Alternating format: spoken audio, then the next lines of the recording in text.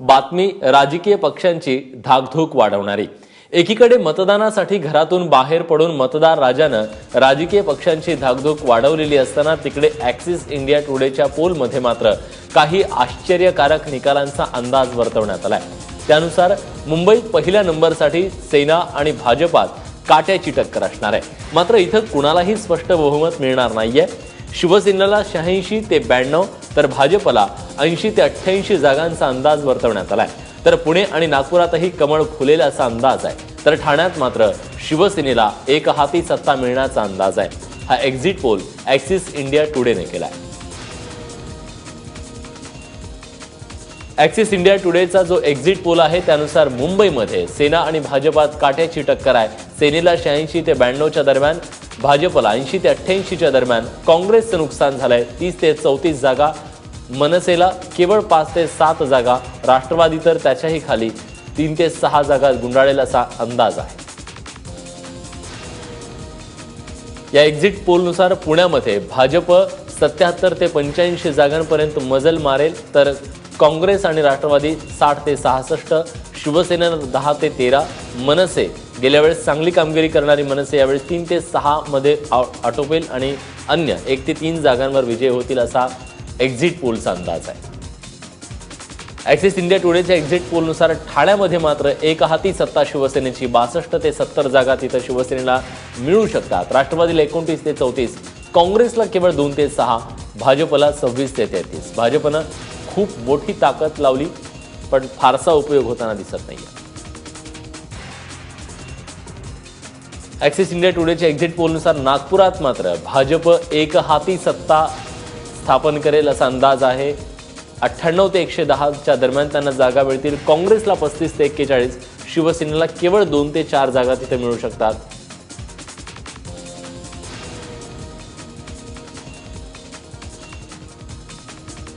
Axis India टुडेचा हा exit poll झाला, पण एबीपी माझाने इतर महानगरपालिकांमध्ये काय अंदाज वर्तवलेला, स्थानिक पत्रकारांशी बोलून तिथली परिस्थिती जाणून घेतली आणि जो अंदाज आहे एबीपी माझाचा त्यानुसार नाशिकमध्ये शिवसेनेला 42 ते 45 जागा, भाजपला 35 ते 40 जागा, मनसेला केवळ 8 ते 10 जागा। गेल्या वेळेस इथंच मनसे सत्तेत होती, पहिली सत्ता त्यांना इथं आली होती। आता मोठं नुकसान झाल्याचं समोर येत आहे।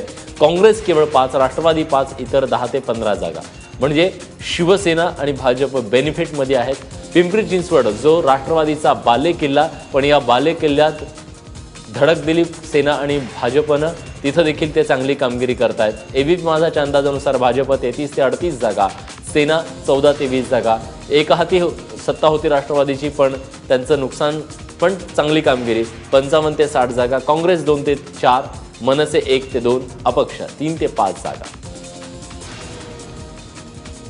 आणखी एक महानगरपालिका अमरावती होती। अमरावती महानगरपालिकेत एबीपी माझाचा अंदाज असा आहे की भाजप तिथं 20 ते 25 जागा, शिवसेना 10 ते 15, काँग्रेस 10 ते 15, राष्ट्रवादी केवळ 2 ते 3, एमआयएम 5 ते 6 जागा, एमआयएम चांगली कामगिरी करते, स्वाभिमानी 5 ते 6, बसपा 5 ते 6, इतर 12 ते 18च्या दरम्यान असतील असा अंदाज आहे। एबीपी माझाचा अकोल्याबद्दलचा अंदाज असा आहे की भाजप तिथं 25 ते 30 जागा जिंकेल। खरं तर शिवसेना 10 ते 12, काँग्रेस 8 ते 10, राष्ट्रवादी 15 ते 17, जिथं भारिप बहुजन महासंघ चांगली कामगिरी आतापर्यंत करत होता, आता मात्र तसं दिसत नाही। केवळ 6 ते 8 जागा त्यांना मिळतील असा अंदाज आहे। इतरांना 5 ते 7 जागा मिळतील असा एबीपी माझाचा अंदाज आहे।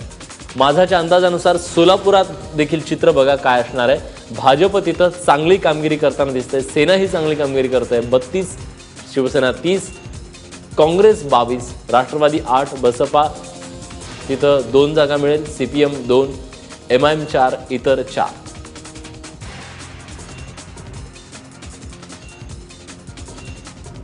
राज्यातील 10 महानगरपालिकांच्या सार्वत्रिक निवडणुकांसाठी सरासरी 56.30, तर 11 जिल्हा परिषदा आणि 118 पंचायत समित्यांसाठी सरासरी 69.43% मतदान झाल्याचा प्राथमिक अंदाज आहे।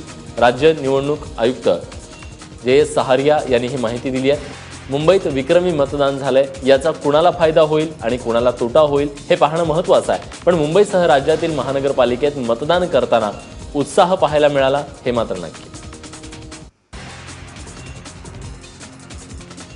प्रमुख 10 महानगरपालिकांसाठी 2012च्या निवडणुकीच्या तुलनेत यंदा किती टक्के मतदान झालंय ते आपण पाहतोय। मुंबईमध्ये केवळ 45% मतदान झालं होतं 2012 साली, 10% मतदान वाढलंय 2017 साली, आता 55% मतदान झालंय। आता हे वाढलेलं मतदान कुणाच्या पथ्यावर पडतं, कुणाला नुकसान करतं हे पाहणं महत्त्वाचं आहे। तरुणांचा जो कौल होता तो महत्त्वाचा होता। पुण्यात 2012 साली 51% मतदान झालं, वाढलंय तिथेही 54% मतदान 2017 साली झालं।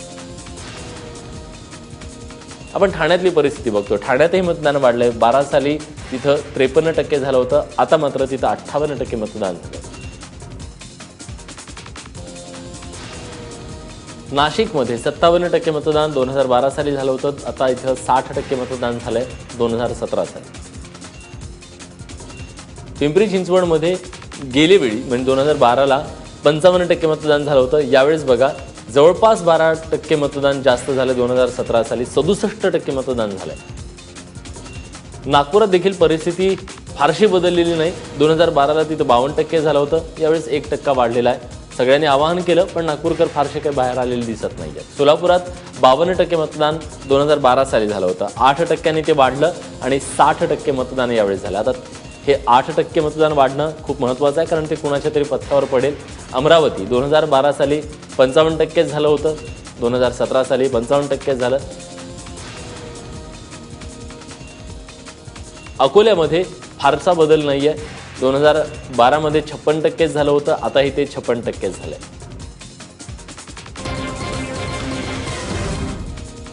मुंबईत मतदान संपल्या मुंबई काँग्रेसचे अध्यक्ष संजय निरुपम यांनी काँग्रेस नेत्यांवरती आगपाखड केली आहे। आपल्याला हरवण्यासाठी काँग्रेसचे नेते राबले असा सनसनाटी आरोप निरुपम यांनी केलाय। ते एबीपी माझावर बोलत होते। सभी नेता लोग अगर मिलजुल के काम करेंगे तो निश्चित तौर पर पार्टी का काम अच्छा होगा और मैंने हमेशा प्रयास किया, लेकिन कुछ लोगों ने शायद तय कर लिया था कि संजय निरुपम को हराना, ये भूल गए कि संजय निरुपम नहीं, पार्टी हार रही है, पार्टी को हराने में लगे आप।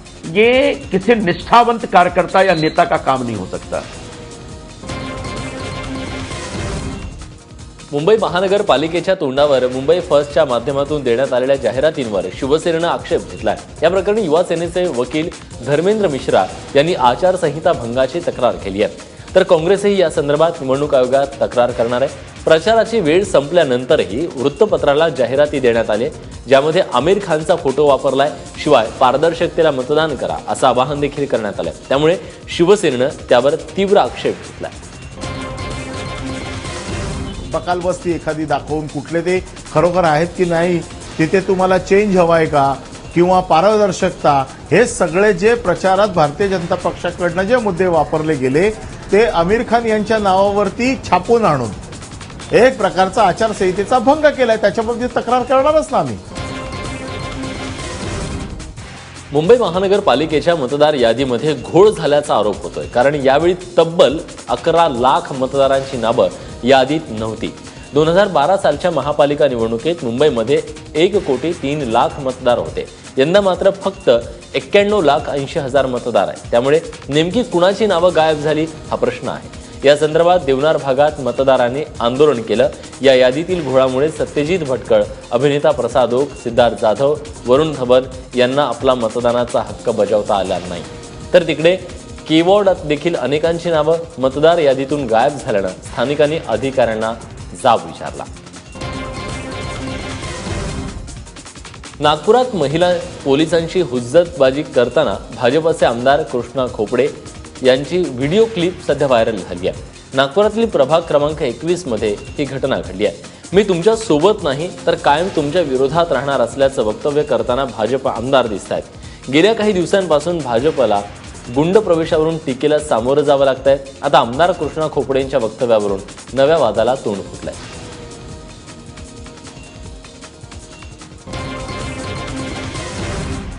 अहमदनगरमधील बनावट दारू कांडातील मृत्यूचं तांडव अद्यापही सुरूच आहे। काल पुन्हा दोघांना अत्यवस्थ रुग्णांचा बळी गेलेला आहे। त्यामुळे आतापर्यंत या दारू कांडात 11 जणांचा बळी गेलाय।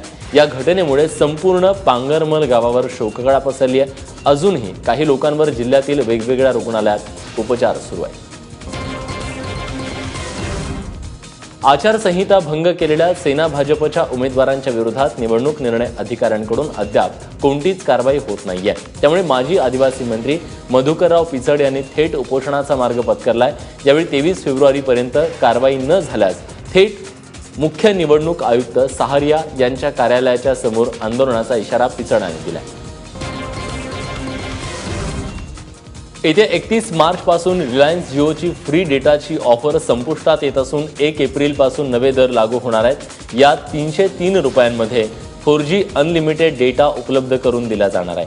शिवाय सध्या जिओचं कार्ड वापरणाऱ्यांसाठी जिओ प्राईम मेंबरशिपच्या खास अंतर्गत काही ऑफर्स देखील दिल्या जाणार आहेत. काल मुकेश अंबानी यांनी समभागधारकांच्या साक्षीनं याची घोषणा केली. यापुढे केवळ 99 रुपयांमध्ये जिओचं कनेक्शन मिळेल.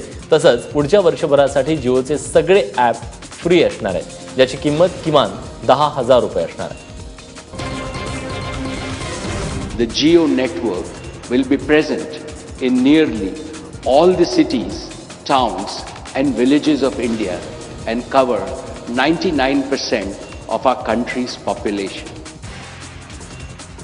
गेल्या 170 दिवसांमध्ये रिलायन्स जिओची कामगिरी कशी राहिली आपण पाहतोय. जिओचे सध्या 10 कोटी ग्राहक आहेत. प्रत्येक सेकंदाला 7 ग्राहक जोडले जात आहेत. मागील महिन्यात 100 कोटी GB डेटाचा वापर केला गेलाय. फ्री असल्याचा हा फायदा. जिओ मोबाईल व्हिडिओ देशातील सर्वाधिक मोठं नेटवर्क सध्या.